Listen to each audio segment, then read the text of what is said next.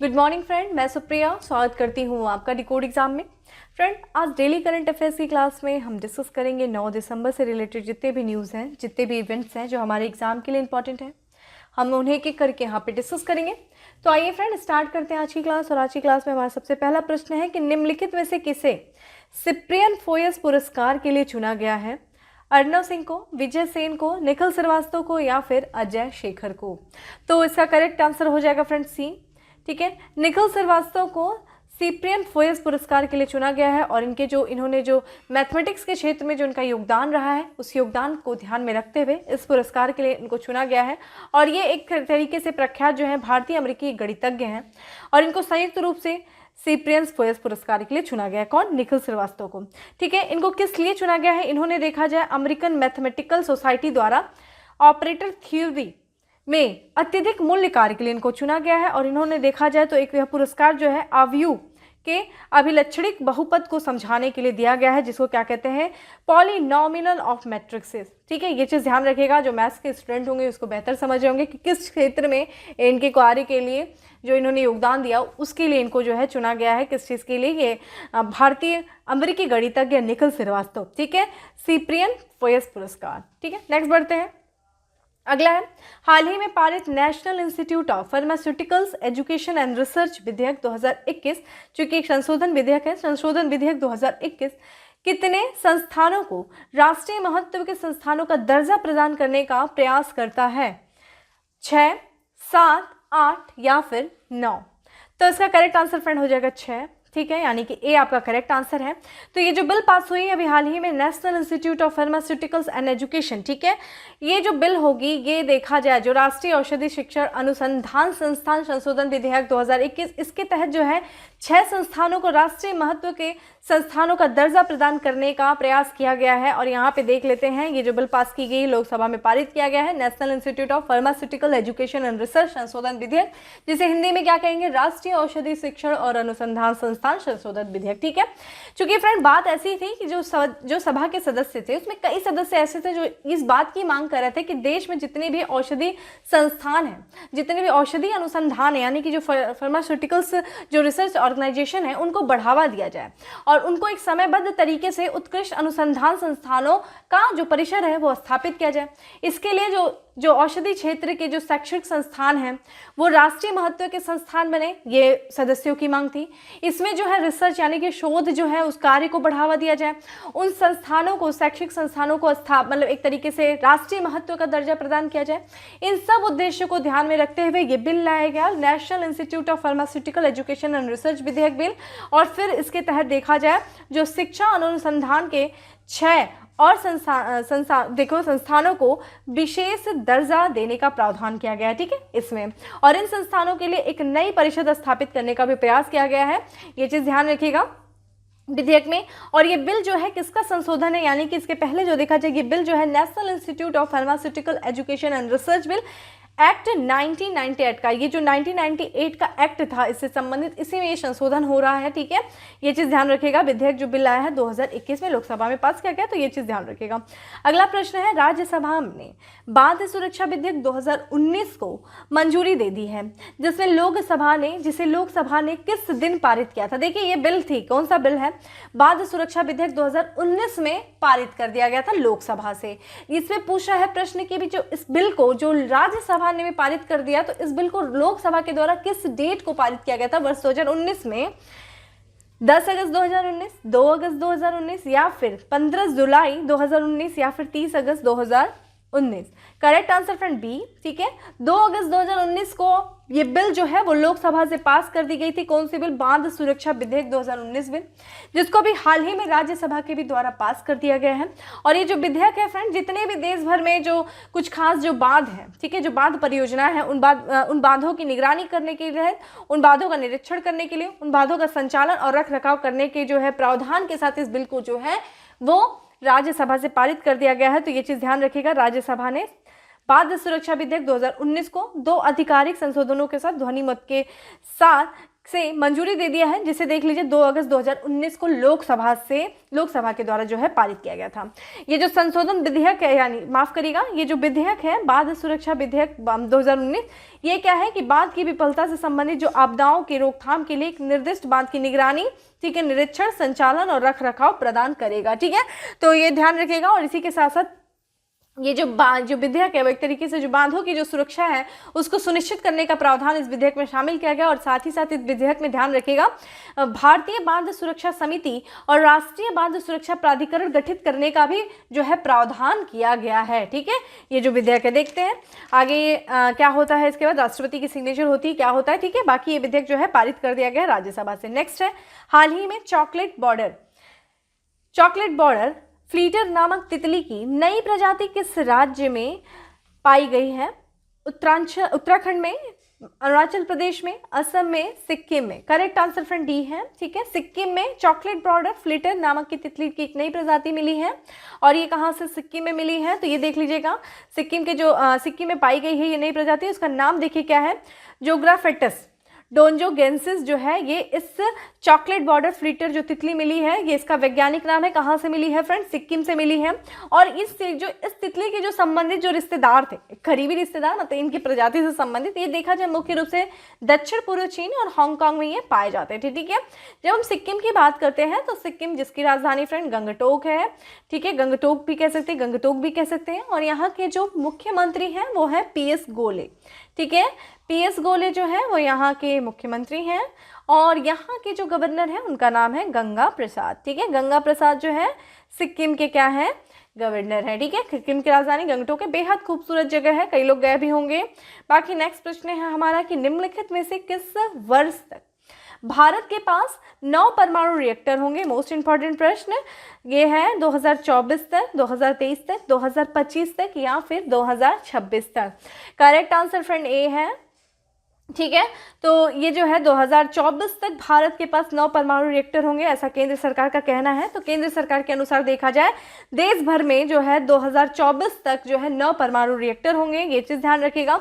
और साथ ही साथ एक नई जो है परमाणु परियोजना जो है उत्तर भारत की पहली, ठीक है, उत्तर भारत की पहली, ध्यान रखिएगा, ये उत्तर भारत की पहली नई परियोजना जो लगाई जा रही है वो दिल्ली से 1.5 किलोमीटर दूर हरियाणा के गोरखपुर में जो है एक नई परियोजना स्थापित की जा रही, बनवाई जा रही। ठीक है, वर्तमान में देखा जाए अगर भारत का हम जो है परमाणु क्षमता की बात करते हैं, परमाणु उत्पादन क्षमता की, तो इस समय 6.8 गीगावाट है, जो कि जितना भी भारत में जो कुल ऊर्जा क्षमता का लगभग 2% है। ठीक है, चलिए प्रश्न है मेरा, आप हमें कमेंट बॉक्स में आंसर करें कि वर्तमान में भारत के पास कौन कौन से जो है कहाँ पे परमाणु ऊर्जा संयंत्र है। ठीक है, और वो बताइए किन किन देशों के सहयोग से उनको स्थापित किया गया है। प्रश्न यहाँ से बनता है और आप मुझे कमेंट में बताइए। ठीक है, परमाणु संयंत्र भारत के कौन कौन से राज्यों में है और उनको किन किन देशों के सहयोग से इसको स्थापित किया गया है, चलिए बताइए आप हमें। अगला प्रश्न है हमारा कि निम्नलिखित में से किसके द्वारा एडटेक संस्थापकों के लिए all India edtech challenge and master class series launch किया गया है? शिक्षा मंत्रालय, अटल इनोवेशन मंत्रालय, नीति आयोग या फिर विज्ञान और प्रौद्योगिकी मंत्रालय। तो करेक्ट आंसर फ्रेंड हो जाएगा बी, अटल इनोवेशन मिशन के द्वारा एडटेक संस्थापकों के लिए all India edtech challenge and master class series launch किया गया है। और इसके बारे में अगर देखें तो ये किसके किसके सहयोग से जो किया गया है, तो अमेजन वेब सीरीज और ग्लोबल एडटेक एस्केलेटर के सहयोग से अटल इनोवेशन मिशन ने एडटेक संस्थापकों के लिए all India edtech challenge and master class series का आयोजन किया है। एक तरीके से ये नीति आयोग और Amazon internet services private limited के बीच जो है हस्ताक्षरित स्टेटमेंट ऑफ इंटेंट का विस्तार है। और इस उद्देश्य क्या है, इसका ये जो चलाया जा रहा है, जिसकी बात हम लोग कर रहे हैं, सीरीज की जो आयोजन किया गया है all India edtech challenge and master class series, ये देखा जाए इसका उद्देश्य क्या है, जितनी भी जो एडटेक कंपनियां हैं, जो स्टार्टअप है, उनको मदद करना और उन कंपनियों का जो अपने न्यूनतम व्यवहार उत्पाद के पूर्व और बाद के चरणों में है, उनको ये मदद करना, उनको सहायता प्रदान करना, यही इसका उद्देश्य। ठीक है, चलते हैं नेक्स्ट प्रश्न पे चलते हैं। नेक्स्ट प्रश्न है हमारा कि किस राज्य ने हमार आपन बजट वेब पोर्टल लॉन्च किया है? तो बताइए किस राज्य ने हमार आपन बजट वेब पोर्टल को लॉन्च किया है? बिहार, उत्तर प्रदेश, झारखंड, छत्तीसगढ़। तो ये एक वेब पोर्टल है जिसको लॉन्च किया गया है, झारखंड की सरकार के द्वारा किया गया है, हमार आपन बजट। आइए इसके बारे में देख लेते हैं। तो झारखंड की जो मुख्यमंत्री हैं फ्रेंड हेमंत सोरेन है, और हेमंत सोरेन ने रांची, जो कि झारखंड की राजधानी है, वहाँ के से अपने मुख्यमंत्री आवास से इन्होंने हमार आपन बजट जो है नाम से एक वेब पोर्टल और राज्य के वित्त विभाग के द्वारा तैयार किया गया एक मोबाइल एप्लीकेशन इसको लॉन्च किया है। और इसका उद्देश्य क्या होगा फ्रेंड? जो आगामी बजट है राज्य का, यानी कि अगले वर्ष का 2022-23 का जो बजट है, उस बजट को तैयार करने के लिए आम जनता की राय लेना ही इस पोर्टल का उद्देश्य है, हमार आपन बजट। यानी कि ये पोर्टल है, इसमें जो राज्य की जो जनता है वो अपना अगर कुछ सुझाव देना चाहती है या उसकी कोई रिक्वायरमेंट है या उसकी कुछ मांग है, वो इस पोर्टल पे जाकर के बोल सकती है, अपनी बातों को रख सकती है सरकार के सामने, और सरकार जब अपना बजट लेके आएगी तो उन सारी बातों को समाहित करेगी। यही इसका उद्देश्य है। जब बात कर रहे हैं झारखंड की, तो झारखंड की राजधानी फ्रेंड हमने ऑलरेडी बताया रांची है, और हमने अभी देखा कि वहाँ के सीएम कौन है? हेमंत सोरेन जो है वो यहाँ के झारखंड के सीएम हैं, और यहाँ के गवर्नर देख लीजिए रमेश बैस हैं। ठीक है, चलिए अगले प्रश्नों पे पढ़ते हैं। और हमारा अगला प्रश्न है, निम्नलिखित में से किस बैंक के द्वारा भारत का पहला standalone metal debit card launch किया गया है? आईसीआईसी बैंक के द्वारा, एक्सिस बैंक के द्वारा, एसबीआई के द्वारा, या फिर इंडिया फर्स्ट बैंक के द्वारा। ठीक है, तो ये किसके द्वारा लॉन्च किया गया है? डी यानी कि आईडीएफसी फर्स्ट बैंक के द्वारा जो है भारत का पहला standalone metal debit card जो है वो लॉन्च किया गया। और इस डेबिट कार्ड का नाम क्या है फ्रेंड? फर्स्ट, ठीक है, फर्स्ट प्राइवेट इन्फिनिट। ठीक है, ये चीज़ का नाम देख लीजिए, ध्यान रखिएगा। आइए इसके बारे में देख लेते हैं। आईडीएफसी फर्स्ट बैंक ने वीजा के साथ साझेदारी से देश का पहला standalone metal debit card first private infinites, ठीक है, लॉन्च किया है, कि लॉन्च करने की घोषणा की है।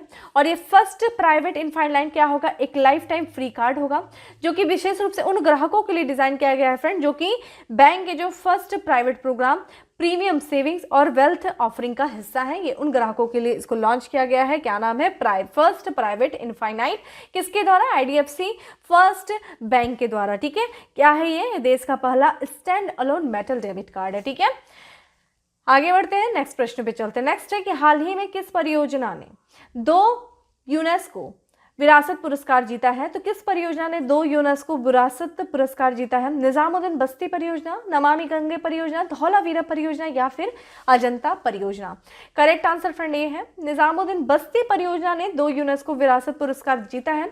बात करते हैं फ्रेंड, जैसे यूनेस्को की जो धरोहर विशेषज्ञ की एक समिति है, उस समिति ने 6 देशों के, कौन कौन से ये 6 देश हैं? जो बांग्लादेश हो गया, चीन हो गया, भारत हो गया, जापान हो गया, मलेशिया हो गया, थाईलैंड, इन 6 देशों की 9 परियोजनाओं को सम्मानित किया है। जिसमें से हम क्या देख रहे हैं? भारत की जो दिल्ली में जो एक ऐतिहासिक परियोजना जिसका नाम है निजामुद्दीन बस्ती समुदाय के जो समग्र शहरी पुनरुद्धार पर भारत की परियोजना है, जिसका नाम है निजामुद्दीन पुनरुद्धार परियोजना ने देखा जाए तो सांस्कृतिक विरासत संरक्षण 2021 के लिए यूनेस्को के एशिया प्रशांत पुरस्कार को जीता है। ठीक है, ये चीज़ ध्यान रखिएगा।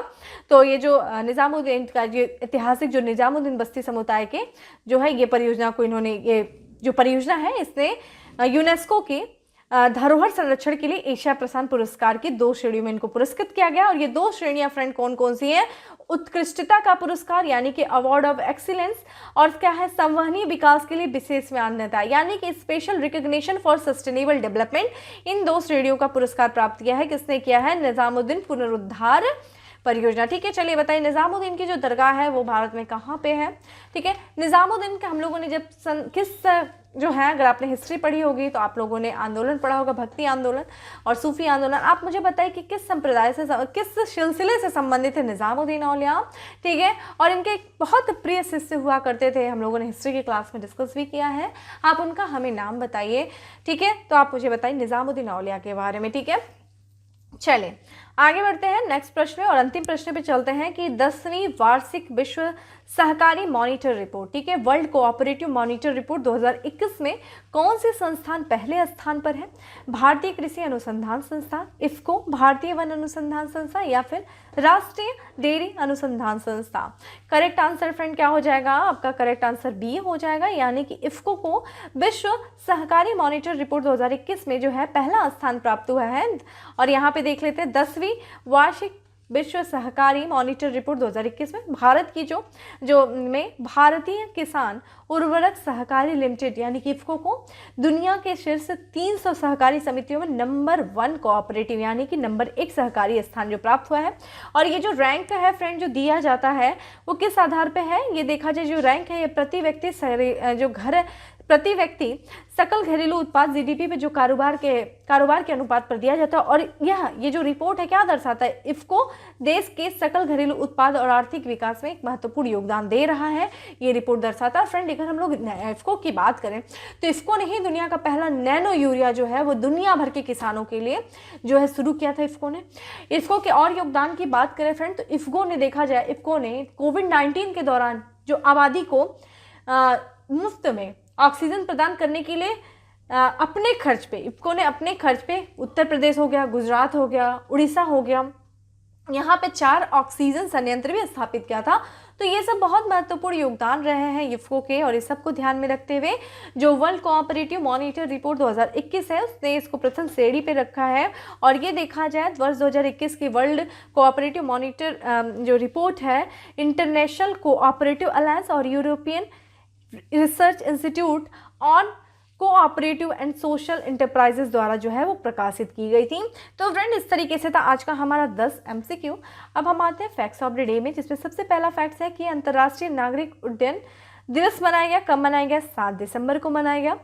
भारत और बांग्लादेश के बीच में मैत्री दिवस मनाया गया। कब मनाया गया? 6 दिसंबर को मनाया गया। हम लोगों ने इसके बारे में भी बात किया, ठीक है। भारत की पहली महिला मनोचिकित्सक जिनका भी हाल ही में निधन हो गया, उनका नाम देखिए क्या है, उनका नाम है डॉक्टर ममलिक लातित शारदा मेनन, ठीक है। नेक्स्ट है हमारा दिल्ली मेट्रो रेल कोऑपरेशन ने अपना नया निदेशक देखिए किससे नियुक्त किया है, वो है विकास कुमार।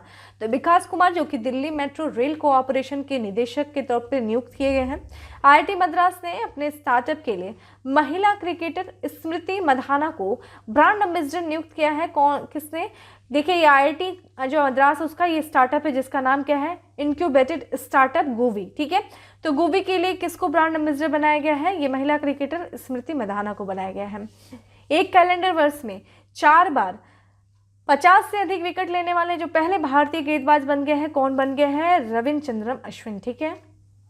अगला है पुस्तक है जिसका नाम है लोक लेखा नैतिकता, उसके लेखक देखिए कौन है? प्रभात कुमार।